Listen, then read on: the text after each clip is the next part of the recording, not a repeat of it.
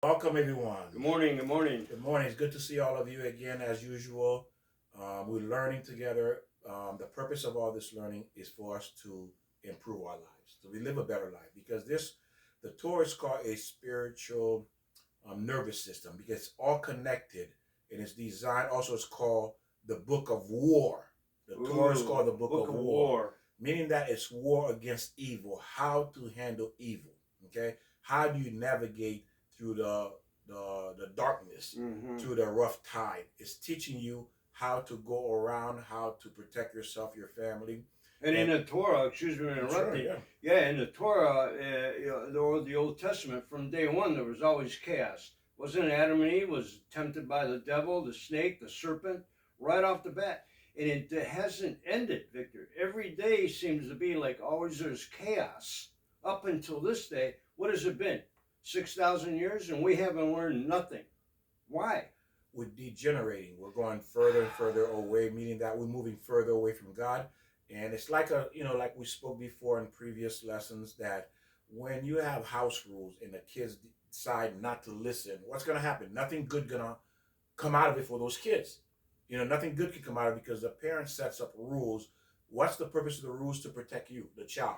It doesn't benefit the father or the mother, but it benefits the child that we put rules in this house for their protection. And that's the problem. There's no rules. I think parents now, we got obligation to go to work and making that money. We got to make that money. So we don't have time to teach our kids. We got to go out there and then you come home and you're rushing around trying to cook dinner or take care of this, but you don't have time. And that's the problem. And that is a serious problem because why? That's not the primary reason you're here. It's part of the obligation, but it's not the primary reason. Wait, what would you say? Obligations and also responsibility. I don't know if you can see this. Michael said, set up an easel. I'll try to get a bigger one, but here we go. Obligation, responsibility. And we all have that. When you bring children, you have obligation, responsibility for yourself and for the children you bring into this world.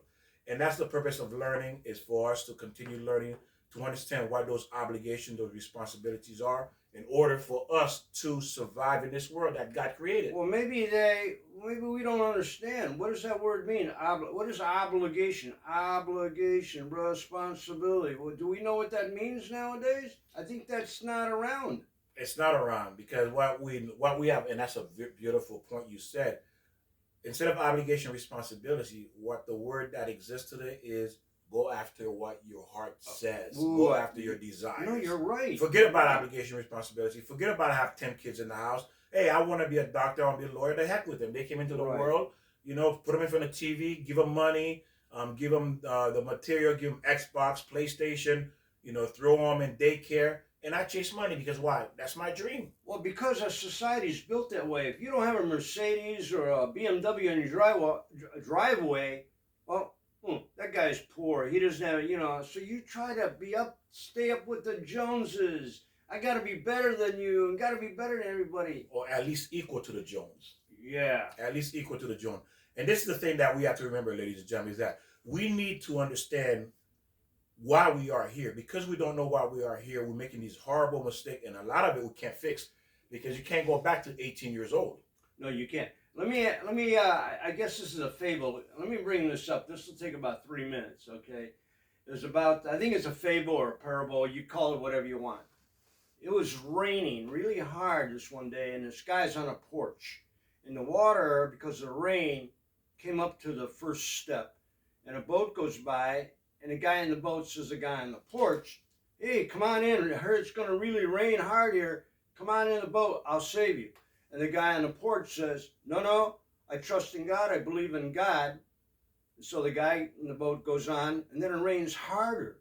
And then the guy has to go on to the first floor, and then another boat goes by because the water's higher.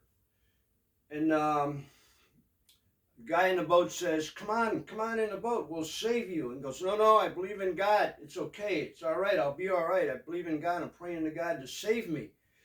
Okay, so the water comes up to the third floor. So now the guy's on the roof. Now bear with me here. Guy's on the roof and a helicopter goes by. And the guy in the helicopter says, the guy on the roof, grab the rope. I'm going to save you. The water is tremendous. It's going to overflood you. Come on. And the guy on the roof says, no, don't worry about it. I believe in God. Well, what happens? The water gets up past the roof and the guy dies, Victor. So now he's in heaven. He goes, God, I prayed for you. What? I thought you were going to save me. And what does God say? He says, well, I sent you 2 boats and a helicopter. Why didn't you jump on those? So in other words, God has given us the salvation. God has given us the answer what to do to live this beautiful life. And then you ignore God. Go, oh, God will save you, but you have to take the action yourself. Jump in the boat. Do what you have to do to progress in life. And that's a beautiful thing Joe is saying, because this is what this is about. These lessons is the boat.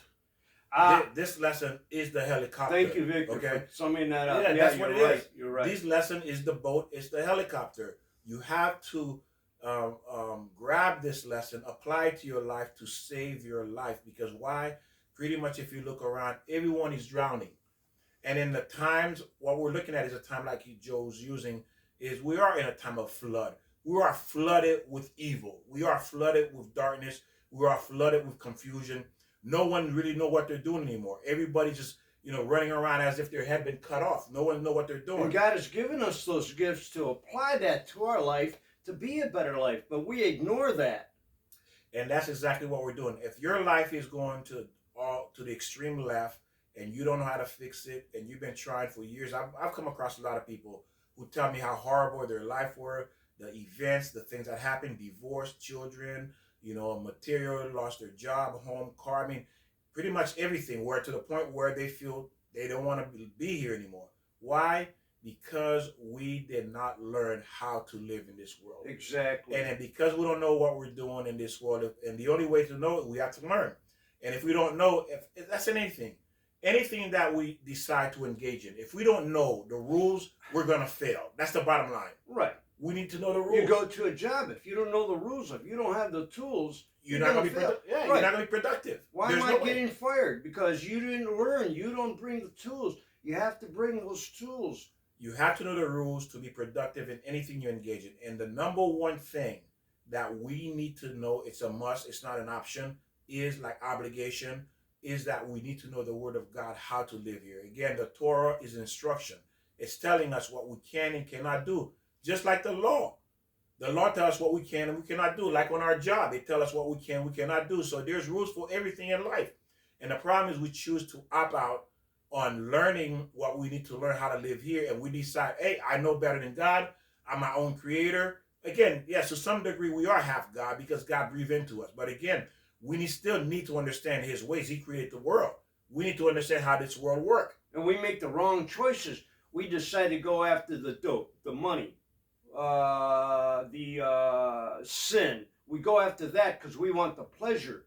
We're not worrying about sacrificing and working hard and to develop our life, which is correct. Think of it, like Victor says, think of your life in the past. All the corruption or the misunderstanding or the not the right rules or nobody taught you right. We made wrong decisions. I made many wrong decisions. But then you have to learn from that and go, okay, I made a mistake. I got to get away from that dope. I got to get away from that alcohol. I got to make the right decisions. And the only thing going to set you free, I'm going to be honest with you, don't look anywhere else, is the Torah, the Word of God. Because why? He's the designer. God is the architect. He knows what makes you tick. He knows what makes you tick. He knows what makes you work. He knows what makes you happy.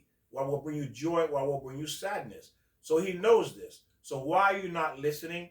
Well, again, maybe you were not taught like Joe said, or you ignore the lessons, you're not sharing, you're not teaching it, and you're not applying it to your life. But again, the day will come where you will give up, and you're not going to have a choice. Either apply what the manufacturer, which is God, says to do, or you're going to have a miserable life in this world. Victor, you're right. You have to read the Torah, the Old Testament, and you have to look into your heart, in your mind, and ask God for the right decisions. It's there. It'll come up. You know what to do.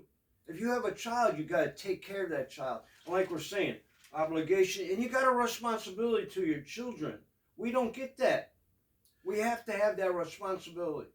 And now we're jumping into the subject right now. Why? This is a famous question that Moses asked God. Why is there poor people? Why is there rich people? How come the good is not rich and the poor? I mean, how come the good is not rich and the evil poor? That was a beautiful question, Moses asked God. And now we're going to get into why God created poor and rich people. So, why did God create poor and rich people? It says that God cannot make everybody rich, and because money will have no value, and he cannot make everybody poor either. So you see that? So there is a reason, there's a balance. So God has to create a balance in this world for it to work. Remember, everything God does balances out. It's because we are using, again, our own logic. And I always go back to this. You will never understand God if you don't study the Word of God. He's giving us all the answers. Right. And if you're using your own logic, which again, I tell people this, we joke around, if you can't even figure out how the toilet works, what makes you think you know or you can do better than God? Exactly. Where is that information coming from? That you think you know more than God? Look at the world around you. He created everything. You don't think God has the wisdom to tell you what is best for you when he created you? Look again, just take a look around you. Look at everything. He created everything. Your thought, everything that's created today, God put that information in somebody's mind to create it. It's not because they came up with it, okay? Do not ever think it was your ideal. God planted that ideal in your mind. Everything you have, he planted. Everything that made you successful, he planted that information. That's why I believe that. I think God's vocabulary doesn't consider poor or rich, as far as I'm concerned. I think that is your responsibility. God doesn't make someone, in my view, doesn't make someone rich or poor. He gives you that gift in yourself to become who you want to be. And rich and poor, that's irrelevant. I mean, what is rich or poor? Somebody eats steak, somebody eats hot dogs. What is rich or poor? Somebody has a Ford, somebody has a Cadillac. What is rich or poor? But you can be successful in your own mind as you do the gifts, apply the gifts that God has given you. So you become rich or poor. I don't think it's God makes somebody rich or poor. He doesn't even know those two words. Well, go on, Victor. Well, again, as Joe's saying, Joe's going by his logic, like he said. he says, remember, that's his logic, human logic. That's not what the Torah says. That's true. That is my logic. Yeah, because people want to believe what they want to believe because of their perception of life, the way they live, they see it. Again, I don't want to think anymore because why? I'm a complete idiot when I try to bring my own wisdom into this world because why? I didn't create this world. I didn't create myself. So what do I know about God? What do I know about his wisdom and knowledge? That's true, we don't. We don't know anything. All we're doing is speculating, assuming, and talking, and all of it is hot air. To be honest with you, it's hot air. Why? Because he gave us a Torah. He said you don't need to think. Not that he doesn't want you to think in terms of being a robot. He says, I'm telling you, this is the instruction. Just like on a job. The job doesn't tell you not to think. They give you the blueprint, how to work the job.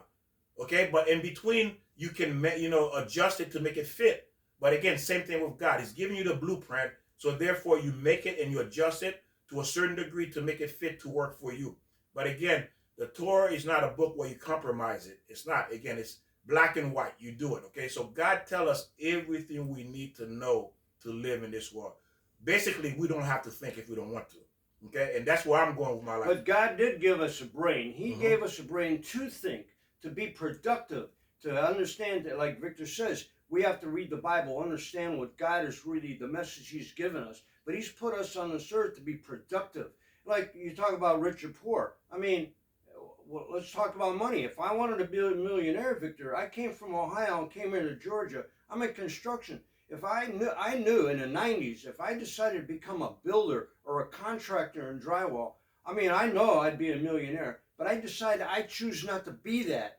And you go, what? You don't want to be a millionaire? No, because it's too much stress, too much work. I just want to put in my 40 hours and have a good time and enjoy my life, not work 80 hours a day and go into bed. Ooh, I forgot this bit. I forgot to do this. So you're constantly, and when you're a millionaire, I mean, it takes a lot of stress out of you. And then you're thinking the money you have,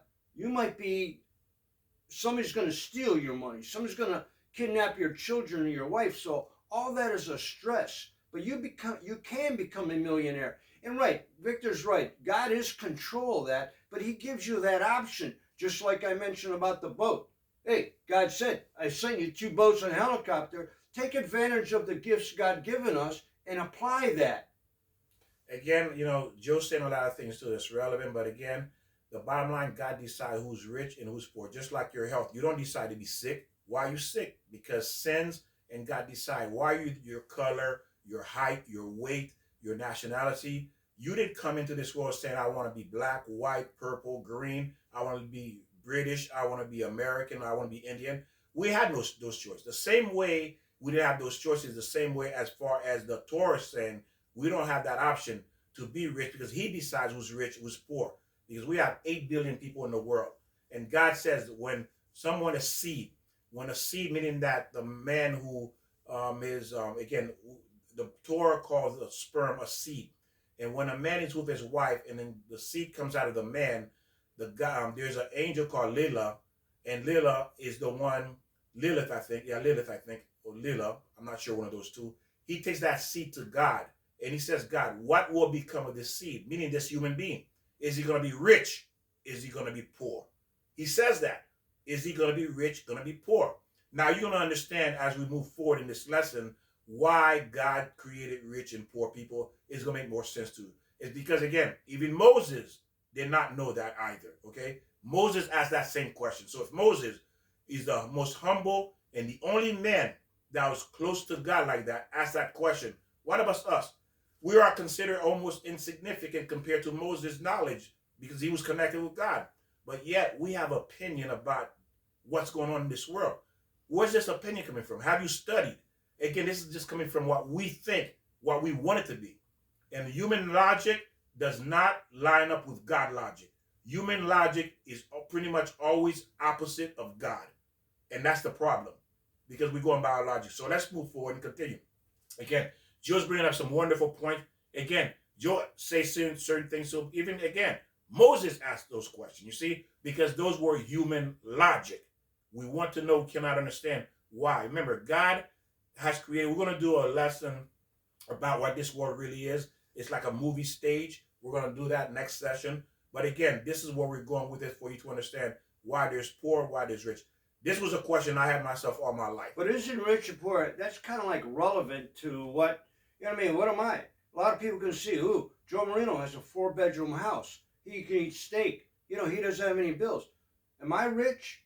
Well, compared to this person who lives in a tent and a hot dog, I am rich. But now if I compare myself to the guy next door, he has a Cadillac, he has a boat, he has a RV, he's got all these. So is he richer than me? As far as rich is concerned, are we talking financially? Are we talking monetary? We're talking financially. Financially, yeah. So okay, again, let's get back to financially.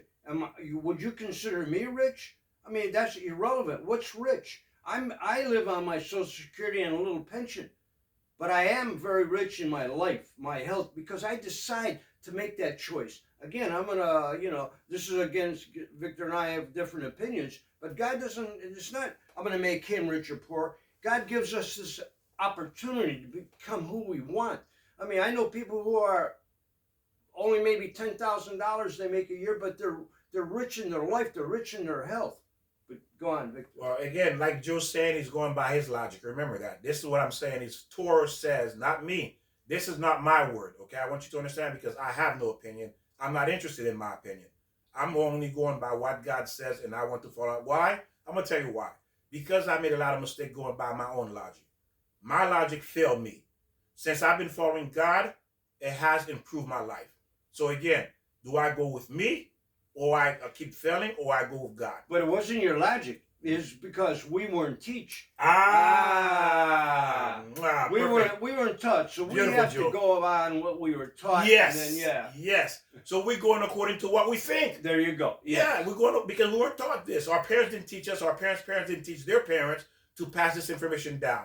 And that's beautiful what Joe said. So you just got me excited, Joe. Yeah, he pushed that right button. That is true. We're going by because we were not taught what this is all about. And this is what all these lessons is about. Learning what this world is about. Since we were not taught, now we're learning it and we're sharing it with you. Now you can have a better handle on what's going on in this world. How to change your life, transform your life, and also transform your children. Meaning that What does it mean? It means that your children will suffer less. That's the bottom line. That's You're true. going to suffer less. Right. When you know the truth, you suffer less. But when you don't know the truth, you're going to suffer all the way through your entire life. Nobody wants that. Definitely not. Yeah, nobody wants suffering. So therefore, this is why I go through this, because why? My logic caused me suffering, and that's why I have no more logic. I have no more opinion. It's gone. If I say something, it's something I'm thinking, and I rarely say these on video. This is what I think. And if I say something, I say, well, this may be what I remember, not because of what I think, what I remember. There's a difference between what I say I remember and what I think. So now let's continue. So it says, because a rich person, why? He said, because the rich person is so rich, he's not going to learn Torah. He's not going to learn about God because he's so occupied with making money. Making the money. He has no Right. time for God.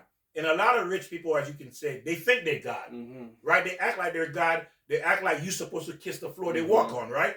They treat people horrible. And God says, this kind of person, you're not gonna be next to me. You're not gonna stand next to me. Because why? Why? Because look how you treated my son. Look how you treated my daughter. I can't have you next to me. Look how you treated my children. So let's continue. So you can see now the mindset where God is coming from with this rich, when the person is so rich, because when you're rich, even King Solomon said, please, Lord, don't make me too rich. Don't make me rich. Don't make me poor. Why? King Solomon says the wisest man. Now remember, he's supposed to be the wisest man ever lived. He says, if you make me rich, I'm going to forget you. He told God straight out, I'm going to forget you. If you make me too poor, I'm going to steal. I'm going to sin against you. You see the balance, what he's saying here, the danger between the two. He's teaching us a danger between the rich and the poor. What's that saying? How's that go? It's easier for a camel to get through an eye of a needle than a rich man getting to heaven. Joe, you've been reading your Bible. What does that mean? A camel can't get through an eye of a needle. Because he's saying how difficult it is for a rich man to make it into heaven. That's what he's saying. That's how difficult it is for a rich man to get into heaven. Now let's continue so you can see why. But God says, again, he loves the rich people too, but I'm going to show you why he loves them as well. Even though they could be very nasty, despicable, some of these people, but God's still finding a way to help them. Because it says, because they're not going to learn Torah, and then they're not going to learn about God, so they don't have, they're going to cause them to stumble and stray away from God and do many, many horrible things that God says that he does not want us to do, because sinning is very easy. Now we're not talking about there are some people who are very wealthy who do good things. So we're not talking about every. Exactly. We're talking about those who fits into this category we're going to discuss. Well, Victor, sometimes, I played a lottery. We talked about this. And, I played a lottery. Okay, I might win $1 million, $10 million. But you know what? I'm kind of scared. If I win that money, will I be a typical human being? That human nature is like, oh, now you know what? This is my money. Victor, get away. This is my money. I don't know you anymore because you're not as rich as me. You don't have a Cadillac like me. So and that's true. So I'm afraid if I do win that money, I'm thinking that I will help people, but I'm thinking, will the devil tempt me? Joe, that's your money. Keep that money. I think that's what happens. Yes, that's what happened too. And think about it. Now, that's a beautiful point. I'm going to show you why it's beautiful. Because right now, Joe is with God. Hopefully. He's with God right now. So. Now, like Joe said, if he got that money, then he just lost God. It's tempting. You see how quickly you just move away from God? Corrupt. I can be. You see that? Yes, Exactly. Yes. Automatically, just like this, you were, hey, God, I love you. And then you wonder about, who's God? I don't know God. Yeah, I'm God. No, Which one is a God? I got money. I don't need God. Yeah, I'm God. I'm God. You see how you switch side instantly? Because why? That's what money does to a lot of people. It can. And I'm afraid of that. I mean, I am. And that's a good thing. See, he's afraid of it, and that shows intelligent.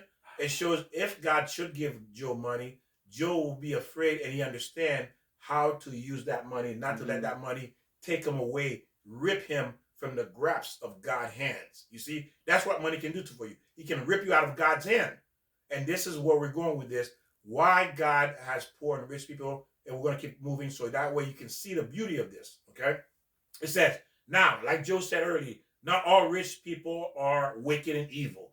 There are very few that are good. They do good things. Now it says, honor the rich, not the evil, wicked, rich person.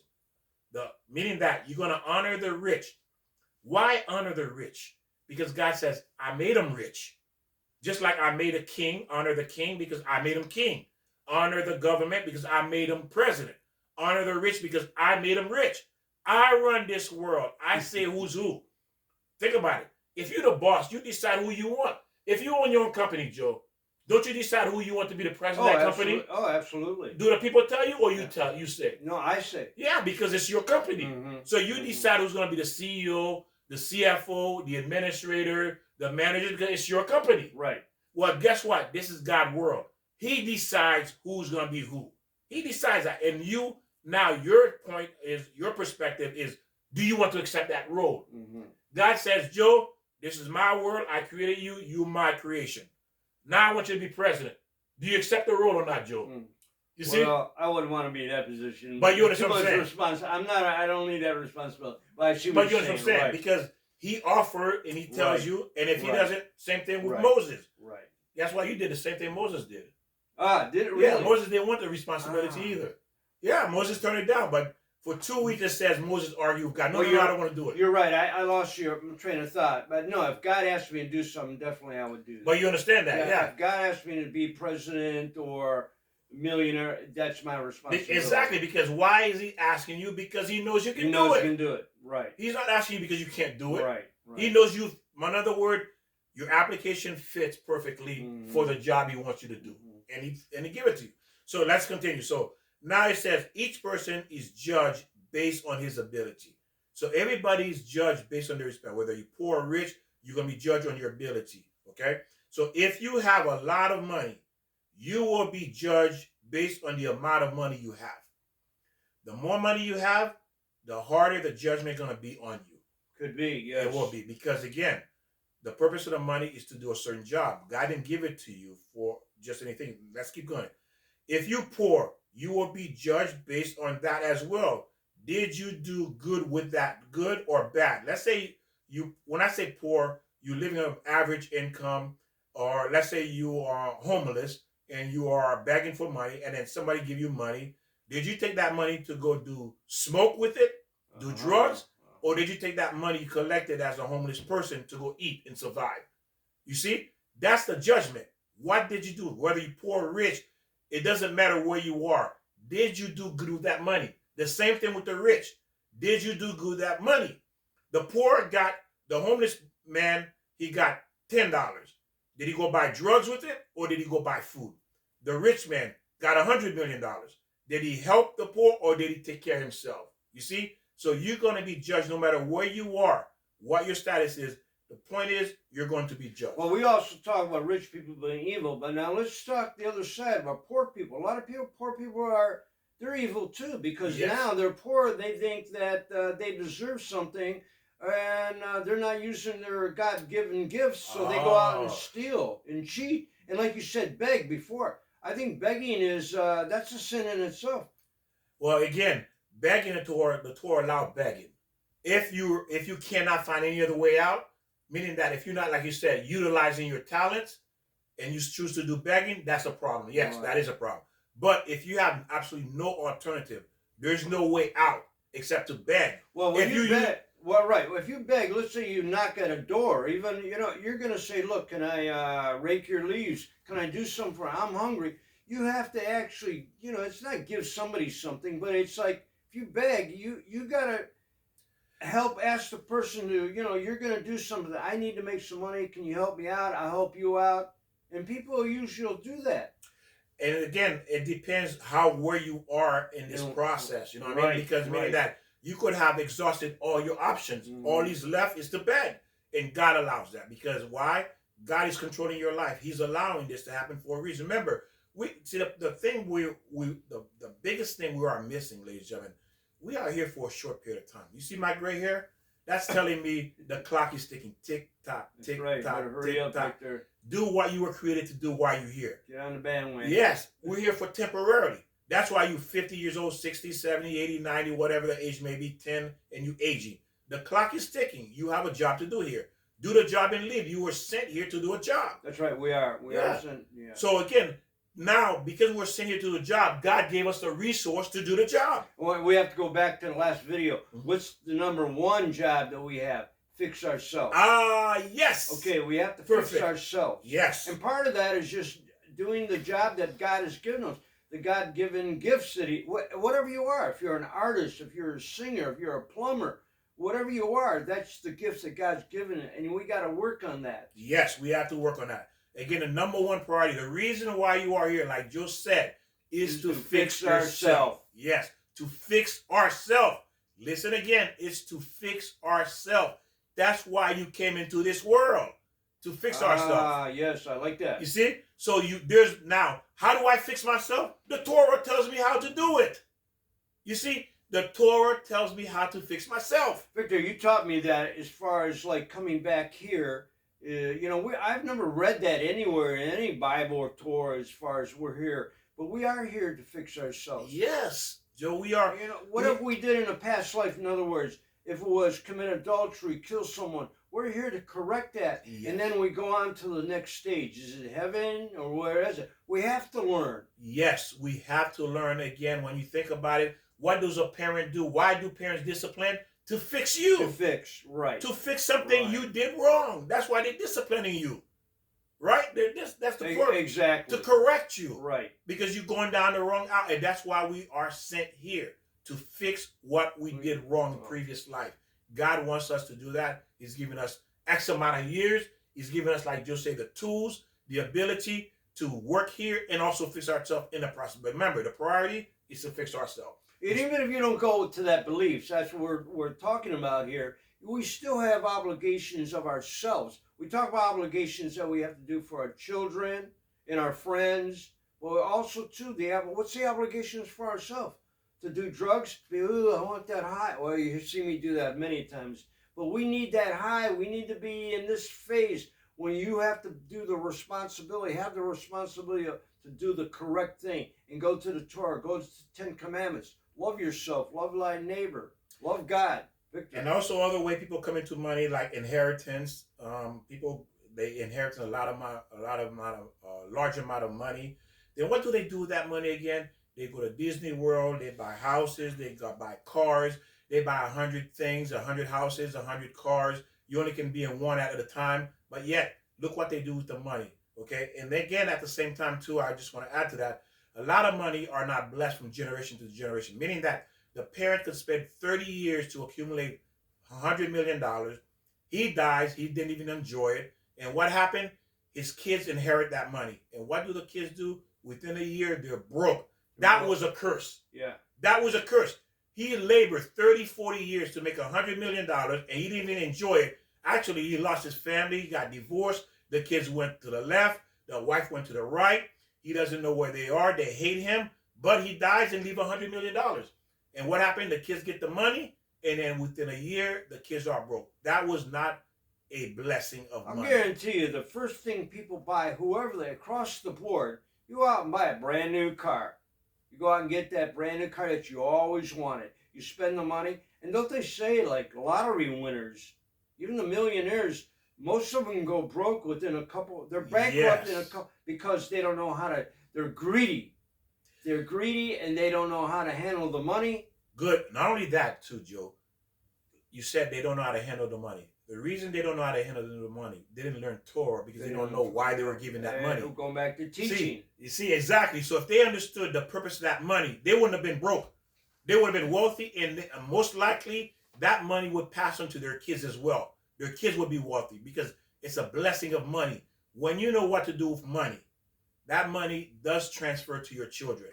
See, a lot of parents go into this world thinking that I'm just going to simply, hey, you know what, I make it rich, and I pass it to my kids, they're going to be rich. Wrong. Because that money's not blessed. Because you as a parent, when you made it, you didn't get that. You didn't do what you were supposed to do with that money for that money to be blessed. If you had did what you're supposed to do with that money for it to be blessed, your children would have it as well. Because your children would learn how to keep the money from watching daddy and mommy blessing the money by doing what God tells them to do. I like that, Victor. Never even thought about that. Yes. And that's why if you notice, a lot of people go broke. A lot of people go broke because they don't know what to do with the money. They didn't learn, like Joe say, teaching. Because you were not taught how for this money to be blessed. And the only way for this money to be blessed, you have to do what God says to do with that money. He gave it to you for a reason. And if you want that money to remain in the family, you have to do it. If not, your kid's gonna be broke. Your kid's gonna be tortured by it, meaning that they're gonna have $100 million. A year later, they're broke on the street, probably on drugs. You see, it become a curse. Right. It's a curse for you, right. and it's a curse for your children. It's not a blessing. So let's continue. Now it says, not like Joe says too, it's not just money as well. Meaning God could give you strength, could give you good health, could give you wisdom, intelligence. You have to use that as well, because God is seeing how is Joe using his strength, his health, his intelligence, because that's a gift as well. Is he using it for good or bad? So everything that we're being given, we have to use it for the good, because there's Victor, a purpose. if you had a choice right now, you had a choice of $1 million or $10 million, or to have perfect health the rest of your life. I mean, what would you take? I want the health. Because you can always make, if you're healthy, you can always make money. But when you're sick and got $1 billion, you're going down. How can you enjoy it? There's no way you can enjoy it, Joe. How can you There's enjoy no way. it? I'm telling you right now, you're not gonna find one person who's sick that said they can really enjoy, that's bedridden, that can say I'm enjoying my money. Right, exactly. You laying in bed all day. How can you enjoy that money? That money just sitting there. That money becomes a torture. Actually, it's a torture for you, because why? You're laying in bed, you can't move, and you have $100 million sitting there, and that's a torture, ladies and And gentlemen. what is the one cause for, stress? When you're stressed out, that really destroys your body. And when you're making this much money, there's so much stress in that you got to now keep on making more, or what's going to happen to your money. So that stress factor is going to kill you. So you're, like Victor says, you're in the hospital now because overstressed, your heart's not good, or whatever, but you got that $1 billion in the bank. Yes. What would you trade, Victor? I take my health. There you go. It says, if you want your money to have a blessing, start sharing the money, because that's the purpose. Start it because you want to share it, not because you're forced. You know that it is the purpose of it. You're sharing the money because you understand this is the purpose God has given it to me. That's the purpose. And how do I share it now? Again, how do I start? And then we're going to get in more deeply is this.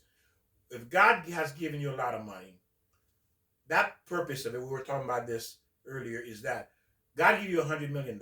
We'll get into that as well. He gives you $100 million. What do I do with $100 million? How were you surviving before that $100 million? You were surviving before that $100 million, right? You were surviving. So this $100 million coming into your life, there has to be a reason. And again, everybody goes to the wrong conclusion. They go with their own logic, their own desire, their own lust, for power, for prestige, that I have money. Right. I can go to these rich stores, buy Louis Vuitton, buying all these expensive pocketbooks, shoes, clothing, show off watches, $100,000 Rolex. Guess what? You're putting yourself in hell. You're placing yourself in hell. Okay. So we'll get more into it, what it is. Okay. Now, God's not saying for you not to enjoy it, but I'll show you how you're supposed to use this money as we move forward. It says, again, for example, God gives you, let's say, let's say God gave you $100 million. If there is a good cause, use your money to help with that good cause. A lot of people save money and die and give it to somebody else who will just throw it away in a year from now. It says they save, and someone else gets the entire benefit. Someone else, in another word, you save, and someone else enjoy the money because you die. There's a nice story about a woman that had those china, like you see behind me, and she had these expensive cups and plates in there. And she was married. She only took out those chinas out once a year, and that's on the holiday of Christmas. That's what a lot of people do, right? Once a year. So that's all. She would never touch those china. Now, the woman ends up dying, and the husband remarries. And now the husband has a new wife. And now what the new wife does, every day, the new wife take that china out and use it. Use it every day, yeah. So she died and left it for another woman to enjoy every day. Yeah. That's what you do with money. This new wife is enjoying your china every day. She's enjoying it. But you were only enjoying it once a year. Look how you tortured yourself. You got to enjoy it every day. You see that? Meaning that God gave you a blessing to enjoy, but you chose not to. But again, that's some of the parables, you have to keep in mind how foolish we are when we think about our own logic. You see, our logic versus what God is showing us, we can never compare our logic with God. It will never line up, ladies and gentlemen. Get rid of your logic. I've done it. I got rid of my logic. I got rid of my opinion. Okay, so I just want to share that with you. Now, remember that China story, okay? There's another one I'm going to share with you. It says, if you don't share that money, not only it's meaningless, your life become meaningless because you didn't serve your purpose. Right. You didn't serve your purpose. Your life is meaningless. It says, in a man, okay, listen to this question. An evil man asked a rabbi a question. If God loves the Jews, why does he make poor people? That's what he asked this rabbi, this teacher. Because he thought he was smart. He was using his logic, this evil man.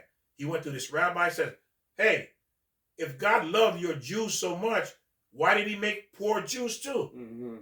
And then this is what the rabbi says. He says to him, in order to save the rich people from hell. Okay. In order to save the rich people from hell. Why? Because the rich people think they're God. They don't need God. You know, I have my money will bail me out. And again, the sad thing about it, it was never your money. That's true. It was never your money. Well, can't you take it when you die, though? You can take the money. You know what? Can you, Joe? I thought so. Somebody told me you can't. I tell you what, Joe. If I become that rich, when you bury me, don't put dirt. Put money. Put the money. Okay. Yeah, bury me with all that gold. You got a lot of gold. Yeah. Okay, good. All the money. You don't need dirt. And you see, that's how silly it is, ladies and gentlemen. The beauty of this is that when you're rich, God giving you such a unique opportunity to be greater than almost anyone. Imagine the amount of people you could help. And when you get to heaven, God says, you help all my children. Imagine this. And I'm going to prove what I'm saying to you for you to understand it. Imagine you have a son who got lost in a desert. Okay, he got lost in a desert. He was with you. You got a plane crash. You lived on one side and lived on the other side. You never saw him. For 2 years, you didn't see your son. And you were wondering if he's alive or dead. You're a billionaire. You spend millions of dollars searching for him. But nothing came up. Then one day, I knock at the door. Hello, who is it? And then who is it? Your son at the door with a strange man. And then they come in. And they sit down. And your son said, Dad, when we were in that plane, we crashed. I never thought I would see you ever again. But when it crashed, my leg was broken. I was bleeding. This man here saved me. He took me in. He fed me. He clothed me. For 2 years, he took care of me. And now I'm here with you because of him. Now, what would you do? You're a rich man. You're a king. The first thing a king do says, name your price. What do you want? Because you saved my son. That's right. You saved my son.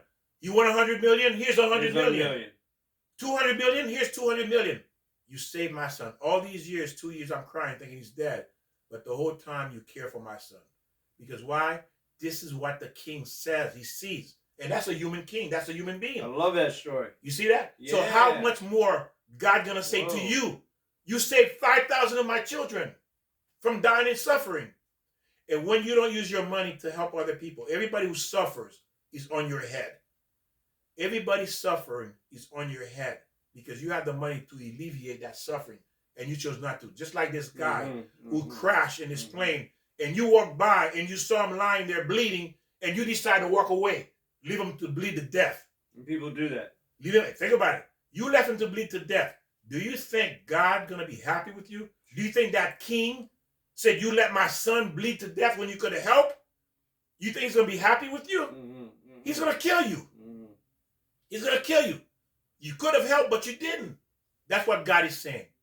You could have had help. You had the ability to help. You chose not to. You walked by and let them bleed to death. You walked by and let my kids suffer. For 80 years, 90 years, 100 years, they suffered, and you could have helped, and you chose not to. And that's another thing. We're never taught that. We're never really taught. I can't remember how my parents ever teaching me that aspect of really, help when you can, help when you can. It's always about me. Yeah. Me. You see? And the me is coming from the Satan. The Satan say, hey, don't worry about it. Because why? The Satan said, listen, my goal is to kill you. and you want to be killed, I'm going to kill you because you want to listen to me. Why not? I'm going to kill you because I want to kill you anyway. Since you want to listen to me, I'm going to help you. Because why? He wants to kill you. That's his job here. That's his purpose, is to kill you. You know, a message I got that I remember mostly across the board, everybody, save your money, invest your money, you'll make more money, save your money. And then, you know what? When you get older, you think, okay, I'm going to save my money for retirement, then I'll travel. But what happens? 9 times out of 10, you get that age, and the money, you're sick, you can't travel, or you don't want to travel. Beautiful, Joe. You know, and then you can't eat steak anymore because your teeth aren't there. They're falling out. I'm saving my money when I get older. And you got to spend your money, enjoy your life now. It's always good to have a little investment and think about tomorrow, but enjoy your life. Victor, I might die tomorrow. And there you go. And listen to this one. I love this story. He said there was a teacher when I was working at a school, and then she had 1 more year to retire. I was told the story. And then, now, in my opinion, I would say she should have retired. Who want to stay 1 more year when you have 1 year? And that's because of greed. People don't understand the concept. You're greedy. It's not about anything else. You're greedy. Right, it comes to greed. It's not enough. It's Greed. never enough. Never enough. It's never enough. And because she wanted, again, I can't say that's what she said. I don't want to assume either. Again, I don't want to assume. Okay? I do not want to assume. So I want to make sure I made that clear. But if I were her, I would have retired. But she didn't. Thinking she's going to do another year and retire, and she ended up dying from COVID. And guess what? There's no retirement for her. There's no retirement. That was her retirement. Death is the retirement. You see, she never got, like Joe said, to enjoy the money. Because, like Joe said, we've been taught the wrong information, thinking that, who says you're going to live tomorrow? God says tomorrow's not promised. That's the point we need to get in our head. We're here to do a job, to fix ourselves. Tomorrow's not promised. So we need to understand that and take opportunity to complete the mission that we're sent here to do. Right. Tomorrow's not promised. So money is one way of completing our mission. Again, money is one way of completing our mission.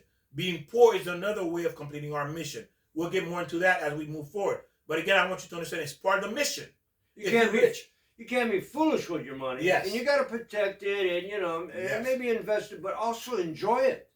Enjoy it with your children. Enjoy it with yourself.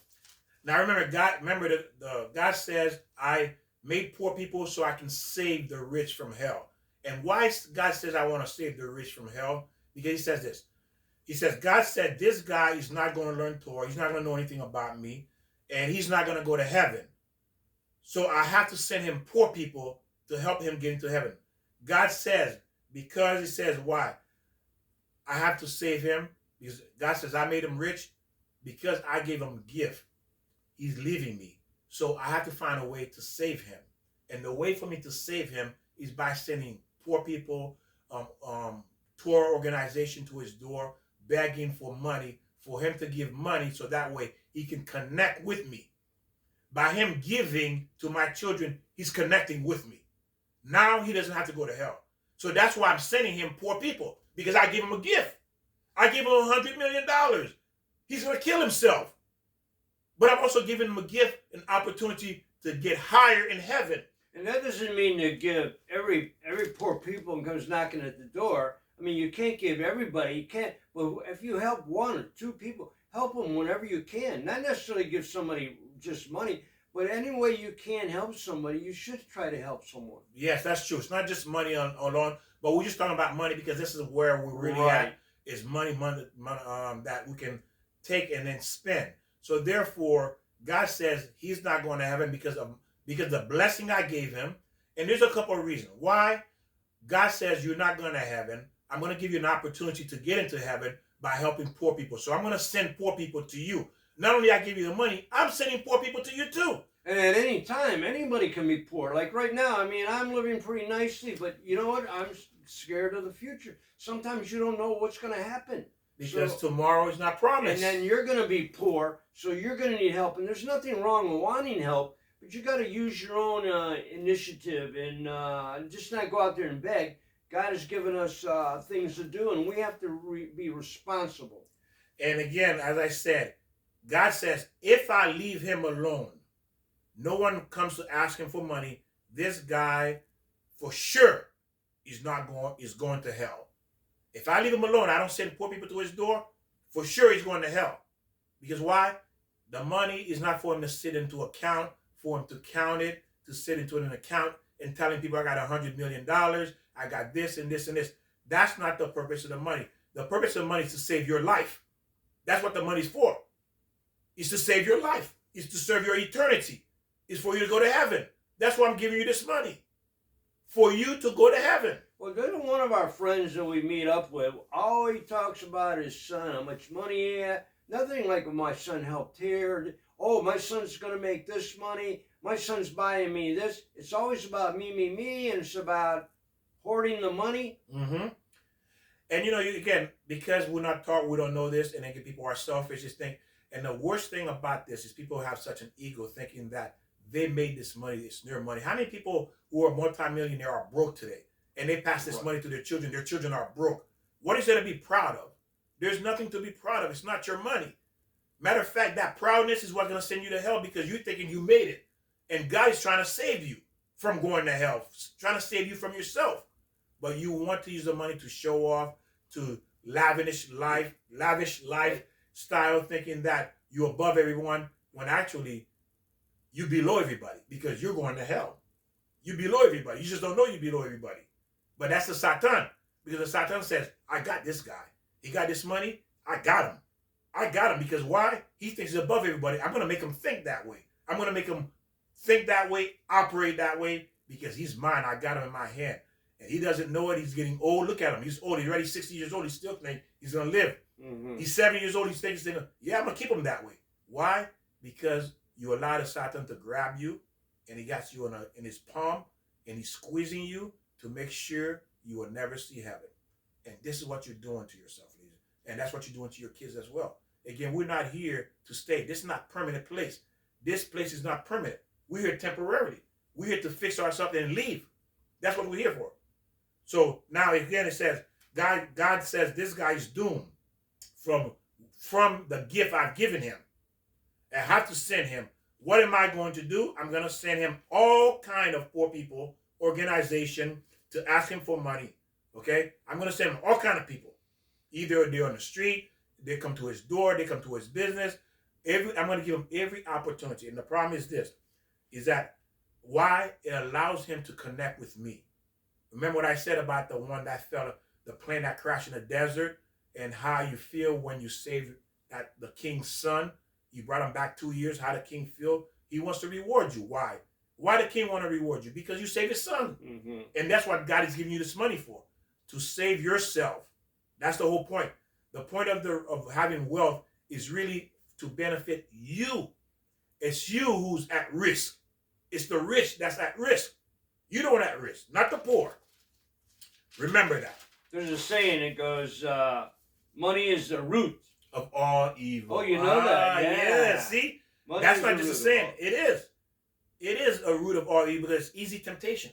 Like Joe said earlier, if he won $100 million, maybe he might change, maybe he may not. Oh, yeah. Because look how quickly you could change. But look how powerful. But again, at the same time, you have a unique opportunity as a rich man or rich woman to be so unique to save the king's children and come before the king, and the king rewards you beyond what you can even begin to imagine. Not only rewards you, also reward your offspring, also reward your children, that they're safe, they're not going to be hurt. Because remember, by you doing this, it's not that your kids will get married to good people, they will live long, healthy life, they will have money, and they will be happy. All of that will come with it because you did the right thing with the money. But when you do the opposite of that with that money, the opposite of that is going to happen to your kids. They're going to be miserable. That's what does happen. Yeah, that's what does happen. They're going to be, they can what, crackheads. They drinking. They're alcoholic. Right. They're getting into trouble. How many rich kids are miserable? Mm-hmm. The parents miserable. Why? You didn't do the right thing with the money. Mm-hmm. That's why your kids are going through this. That's one of the reasons. You didn't do the right thing. They didn't see you do the right thing. Right, exactly. They didn't say, oh, my mom is very generous. My dad's very generous. He's always giving. Again, they didn't see it. So now they're suffering too. So you're suffering by watching your kids suffer, and your kids will suffer once you leave this world. They will suffer because they're going to lose that money. Because you didn't give the example. You have to give the example. Teach the example. Yes. So again, it said when the poor people come to receive the money, they will say thank you. When they come to your door, they will say thank you. In reality, it's the rich guy that should be saying thank you for the Yes. opportunity to do Mhm. God work. Mhm. You should be saying thank you to the poor, not the other way around, because the poor is saving you and he's saving your children. That's what the poor is doing. That's the purpose of the poor. The poor is already connected to God because they're praying. It's a great analogy. I like to never looked at it that Yeah, way. the poor is already connected to God. Mhm. You pray to God. I Mhm. pray to God. We're connected to God. But the rich is not. So the poor is giving you a chance to connect to God. And God is giving you the chance, but through the poor to connect to God by doing good deeds. So it said, why the poor guy would get the money? Because remember, you better take the opportunity when a poor comes to your door. And matter of fact, it says people with money, you need to go look for poor people. Mhm. If you have money, you need to go look for them. Don't let them come to you. You should be running like Abraham used to run to find people. Say, come to my house. Come and eat. Come sit down. Because he was wealthy. He would go out and find people to bring to his house and feed them and talk to them and help them. That's what Abraham did. And this is the example we need to do, ladies and gentlemen. If you have money, honestly, your full-time job, somebody who has 100 million, this is what it says, so we can keep going. If you have 100 million, and I'll tell you the story about a rabbi who there was this student, and this rabbi was very high, and the student had met this rich man, and this rich man wants to give $3 million to the school. Mhm. And then, so he brought him to meet the rabbi, and the rabbi says, and then the student's happy, said, Rabbi, he's giving us $3 million. And the rabbi didn't respond. And then he said, and the rabbi said, well, how much is he worth? Oh, he's worth 100 million. And the rabbi said, he is a wicked man. Listen to what he said. He's a wicked man. And the student said, what do you mean he's wicked? Rabbi said he's giving only 3% of his money when he should be giving, he's not even giving 10%, which is $10 million. He's not even giving that. That is not a person. That's a wicked person. If he was truly a good person, this is the way it's supposed to work. When you're rich, you're supposed to take, let's say you have 100 million. I had 100 million. I'm going to show you what I would do because it says what to do. I did not know either. I would take 3 million or maybe $3 to $5 million, buy whatever I need just to be comfortable, not to be lavish, to be comfortable. Because remember, why not to be lavish? Because, ladies and gentlemen, we're not here to stay. We're leaving. Your kid's not going to want the house you bought. Your kid's not going to want the car you bought. All they want is the money to buy the things they want to buy. They don't want. How many kids live in their parents' house? Yeah, a lot of them now do. Yeah, now, but before they don't want it. No, right. They didn't want it. You know what I mean? How many kids want to drive their parents' car? They don't want it. They go sell it. They'll buy what they want now. What they want. Right. They sell whatever you accumulate. Right, they sell it to go buy what they want. Mm-hmm. You see? So again, you buy a house. I would buy something that I'm comfortable with, I'm okay with, and then have money to live, for the rest of my life. Because my new job would be, I take $3 to $5 million, whatever that may be, and I take $97 million or $95 million. I go out and help people, my immediate family. I help them. Then I help people outside of that, because now my full-time job is to go out and find poor people, go to organization, interview. So my job is 8 to 5. Finding people, find why they're poor, why they're in this situation, make a determination, and help them. That's part of the tithing, I think, which tithing means actually 10%. So I don't know if it's across the board of all religions, but I know in the Catholic religion and Christian, the tithing means like give 10% of your money. Yes, 10%. And sometimes you go higher. Some people really want, again, this applies to people who understand why I am here. See, I'd rather do that part, giving that $97 million or $95 million away, spend the rest of my life. Imagine, I'm comfortable already. I have everything I need. Now I go out 5 days a week, look for people who need money, who need help, and help them, because that becomes my full-time job. And now, what happens to my children? I'm going to tell you what's going to happen to my children. My children will get the right spouse. They will be happy. I will have healthy grandchildren. My children will be healthy. Why? I'm using the money God gave me to help people. And God says, since you helping my children, I'm going to help your children. Ooh, good. You see that? Since you are helping, you dedicate your entire life to helping my children, I'm going to help your children. Because you're making my children happy, I'm going to make your children happy. You making my children comfortable, I'm going to make your children comfortable. You taking away pain from my children, I'm going to take away pain from your children. You see the beauty of it? Whatever you're doing is for you. It's not for God. Everything you do is for you, not for God, ladies and gentlemen. And this is how, again, you have to understand it. Why? I'm here to fix me, and I'm only here for a little while. Our kids are not going to live in our house. Our kids are not going to drive our car. They're going to sell everything and buy what they want. They will. You see? So again, what's the point of it? The point is we're here for a little while. What am I going to do? And to ensure my children are healthy, I do God's work. I take care of God's children. He's going to take care of my kids. I don't worry about my children, to be honest with you. There's a point in time I used to, but I don't. As long as I'm teaching and learning and helping other people to see God, He's going to take care of my kids. He promised. He says it. Yes. He promised. You see? So you, as a rich person, have that promise. You have, I'm going to be honest with you, I envy you. Because I would love to spend the rest of my life looking for poor people and help them. I would love that, because to be rich like that and helping poor people, Joe and I, Batman and Robin, Superman, whatever, we would do that. Look for the poor and help them. Because why? There's no greatest job. Because why? I don't have to worry about my kids. Because the more I do for him, the more he's going to do for my children. Wait a minute, Victor. You said Batman and Robin. Who's Robin? Well, you know what? No, wait a minute. As long as I'm on the team. As long as I'm on the team. As long as I'm on the team. It don't matter which one. As long as I'm on the team.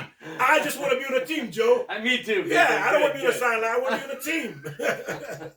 So you see, ladies and gentlemen, and if you know what I'm saying, it's true. Look at all these celebrities. Look at their kids. Look how many times they've been married. They've been divorced. They go into court. They hate each other. They're doing drugs. That money's not blessed.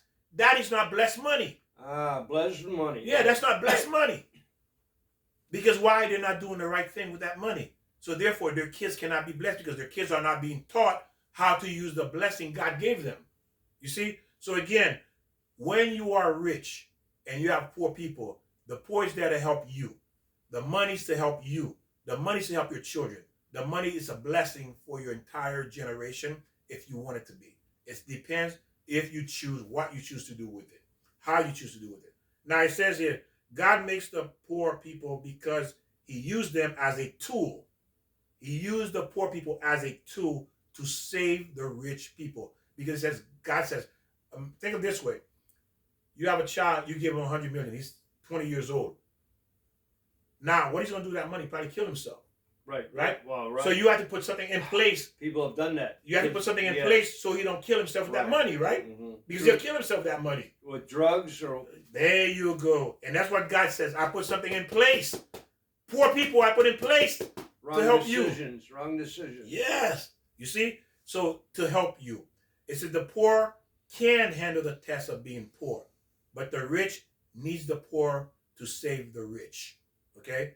But he needs the poor to save the rich. Okay? Remember, respecting someone who is rich is only permissible only if he understands where the money comes from. If he's saying, I made this money, Joe. My intelligence, my beauty, my looks, my understanding, my knowledge of the stock market, my knowledge of the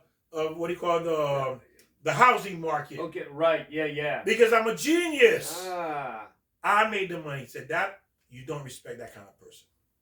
Because why? They're now going against God. They're going against God.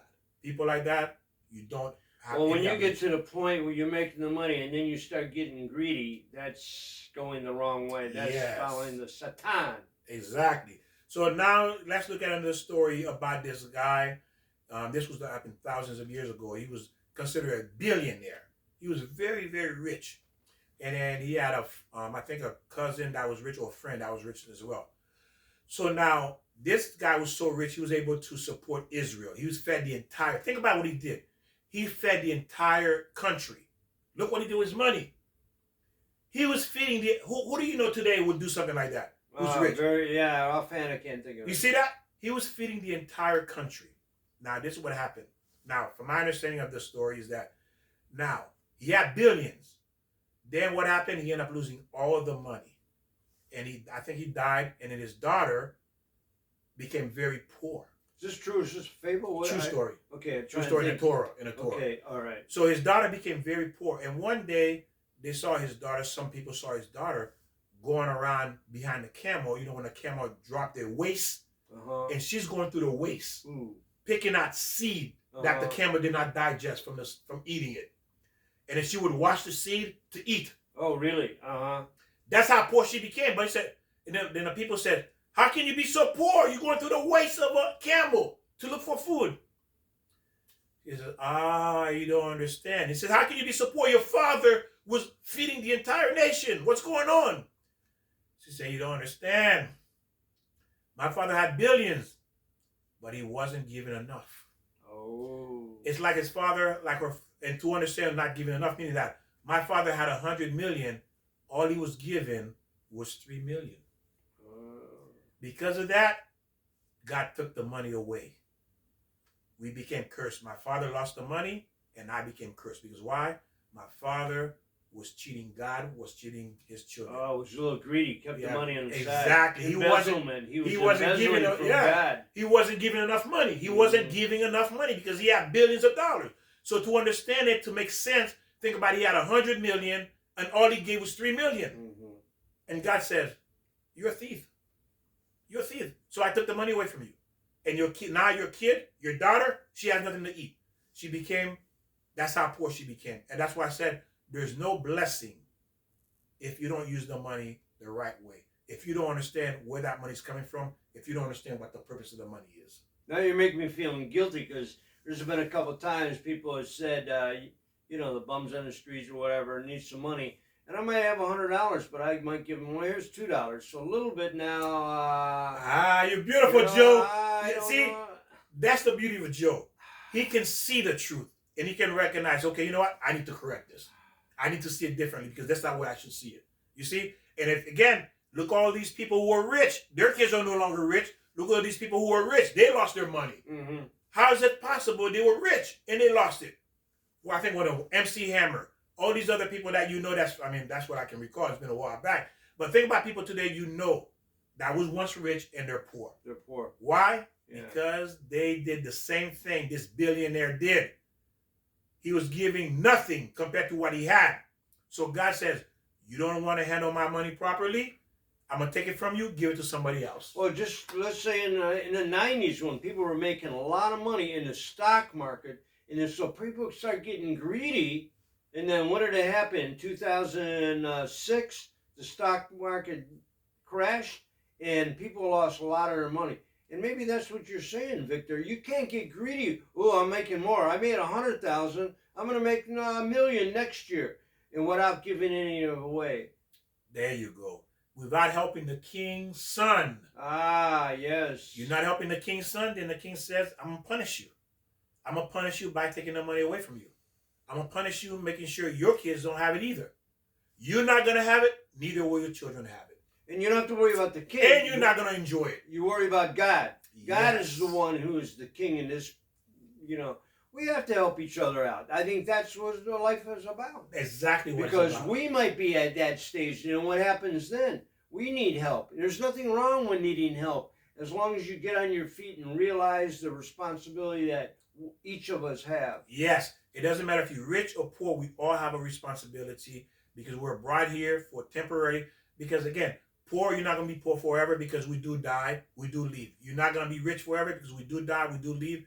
And then, so again, we're here to fix ourselves and we have to use the tool, whatever it is, money or like what we're doing with teaching, helping you to understand. That's the tool God given us. So we're using this tool. Exactly. So we're using the tool that we have to help you to understand what this world is about, why we're here, and how to better your life, how to protect your future, and certainly everybody wants to protect their kids' future. And there's a new thing going around. Why I say new thing, I don't know. The last maybe 10 years where they say pay it forward. Yeah, play it forward. If you see somebody in front of you for whatever reason they're short of money, go ahead and pay it forward. We don't do that. We have to protect our own money, but like Victor says, we have to help people when we can. It's not everybody. Anybody knocks you on the door, you have to take care of your own family, your own self. But when you can help, you help.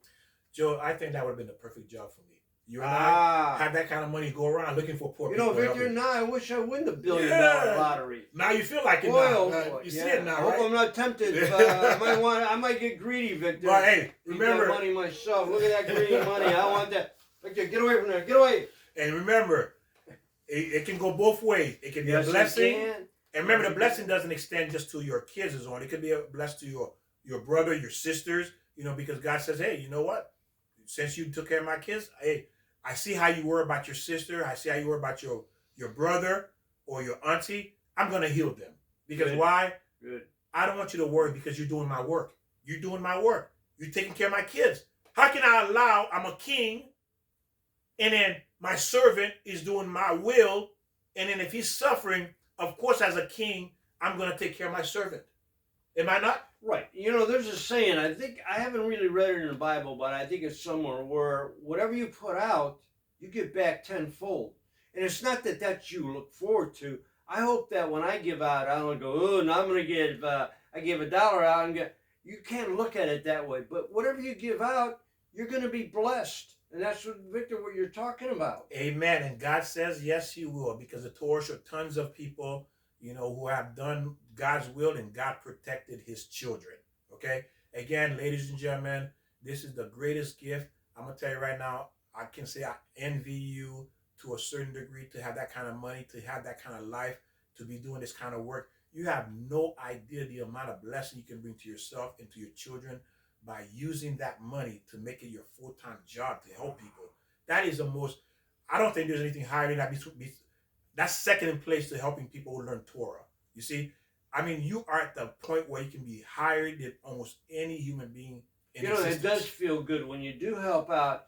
Inside you feel good. You hopefully it doesn't become not greedy, but but it does feel good when you're able to help someone. And knowing that, think about it, knowing my children, I don't have to worry about them because God has them. Why? Because God don't want to see me sad. God even said that about Abraham. I don't want to see Abraham sad. So what do God do? That's why God did not kill Lot in Sodom and Gomorrah. Because he says, if I allow Lot, and Lot deserved to be killed. Listen to what God says. I don't want my servant Abraham to be sad. So I'm going to save Lot. Lot was his nephew. Okay. So he sent the angel to take Lot out. Because he said, look how well Abraham is serving me. I don't want him to be sad. If I kill Lot, which Lot deserved to be killed, I cannot kill Lot. You see how he deserved to be killed? But because, even though your child might deserve to die, because you're doing God's work, God's going to save him. That's the story here. God saved Lot. He deserved to die, but he saved Lot because Abraham was doing the work of God. Same thing you could do. You can save your children. I'll have to reread that. You I see like that? that story, yeah. You can save your children by doing God's work. And that's the beauty of it, ladies and gentlemen. God is not going to do that to you because you're loving God. You're taking care of his kids. You take care of his kids, he's going to take care of your kids. I thank you for learning. I thank you for sharing. Again, this is a beautiful video. Share. Again, repeat this. Learn. Repeat this several times. At least listen to it 4 times. And talk to your kids. Talk to people. Talk to friends. And remember, we love you. And I thank God for you and for us to be able to come into your lives to help you learn the Word of God. And ring that bell. they call this a cowbell. There you go. Ring that bell. Ring that bell. And again, make comments. Again, share with your family and friends. God bless, and we'll see you next time. Victor, thank you. Very good one. Yeah. Absolutely. Thank you. See you next time.